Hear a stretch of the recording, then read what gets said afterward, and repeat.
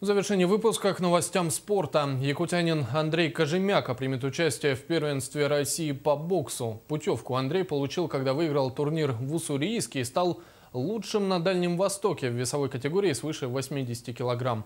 Со спортсменом из Удачного встретилась Ирина Балкова.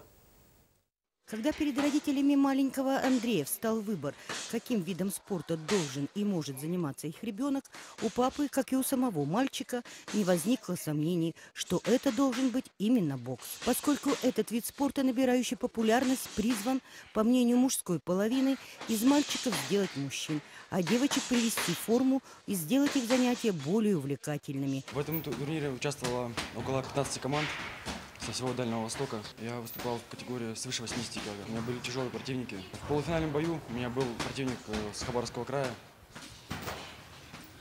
Я победил его со счетом 3-0.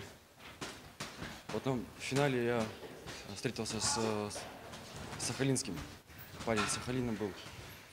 Тоже победу одержал техническим нокаутом в третьем раунде. Это были соревнования первенства Дальневосточного федерального округа. Это, собственно говоря, первый этап первенства России. До этого наш Андрей выиграл турнир сильнейший, который дал право ему поехать на это первенство, где он победил. Что дает ему право и путевку на участие в первенстве России. Хочется надеяться, что на небосводе большого спорта в скором времени загорится новая звездочка по имени Андрей Кожемяка, который прославит нашу республику, район и город далеко за ее пределами и станет предметом подражания для многих мальчишек, решивших посвятить себя такому нелегкому виду спорта.